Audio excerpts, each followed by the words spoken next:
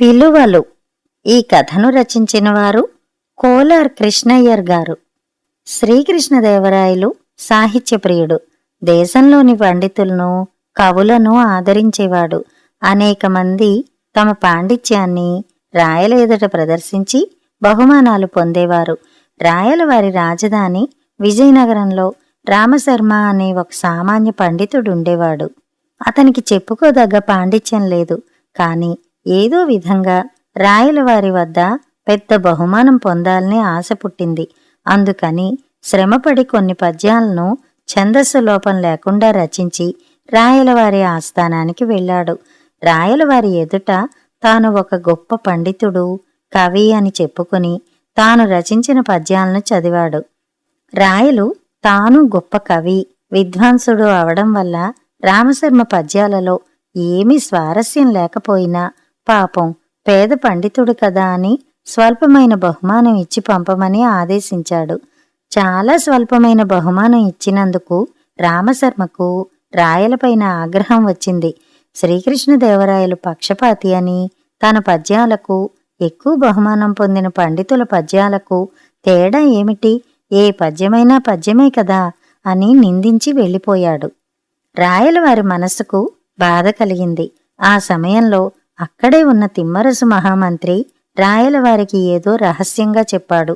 మరుసటి రోజు రామశర్మ ఇంటిలో ఉండగా పట్టుచీరల వర్తకులు ఇద్దరు వచ్చి మంచి చీరలున్నాయి, కొంటారా అని అడిగారు. రామశర్మ భార్య పట్టుచీర కొనాలని ఎప్పటినుంచో అనుకుంటోంది. చీరల వర్తకులను లోపలికి పిలిచి చీరలను చూశారు. అందులో ఒక పసుపు రంగు చీర రామశర్మ భార్యకు నచ్చింది. కాని రామశర్మకు గులాబీ రంగు చీర ఒకటి నచ్చింది. చూడ్డానికి గులాబీ రంగు చీరే బాగుంది. రామశర్మ వాటి రెండింటి వెలల్ని అడిగాడు.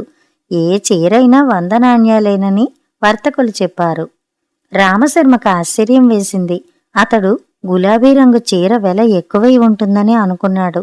కాని రామశర్మ భార్య భర్తతో, ఈ వర్తకులు మోసం చేస్తున్నారు.